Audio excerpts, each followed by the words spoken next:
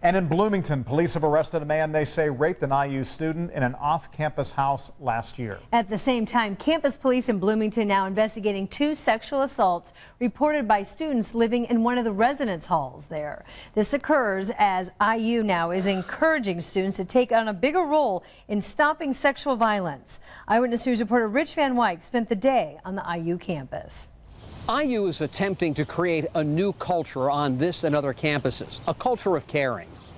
Students say the message is hard to ignore. There are posters, websites, and warnings. Here's a hotline if you've been assaulted, call 24 hours.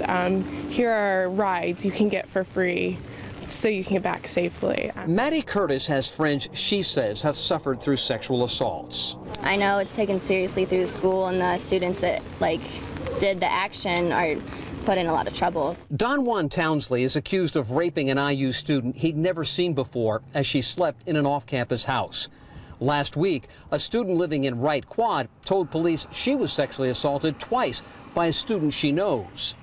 Another student says she was raped by a male she met at an off-campus fraternity recruitment party.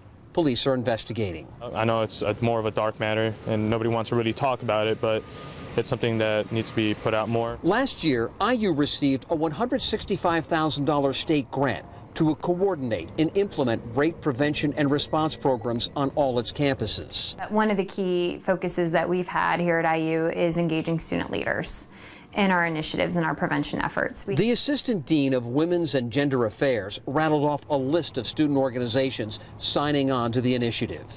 They're also going to be the ones that are there in different situations that could potentially, where they could step up and help prevent sexual assault from occurring. Volunteers, many of the men, are called culture care leaders. They're being trained to step in when something looks wrong or, if necessary, get victims help they need. Fasone says it's working. She described a recent email from a grateful student. One of your culture care leaders stopped and helped me. You know, somebody was hitting on me, and this guy I didn't know came up and said, hey, you know, are you okay? Do you need help? And then got her connected with a ride home. A lot of IU students have a long walk home. Last year, IU police expanded their patrol zones to include those off-campus neighborhoods where a lot of students live. For now, Bloomington police say Townsley is not a suspect in any other rapes. In Bloomington, Rich Van Wyk, Channel 13, Eyewitness News.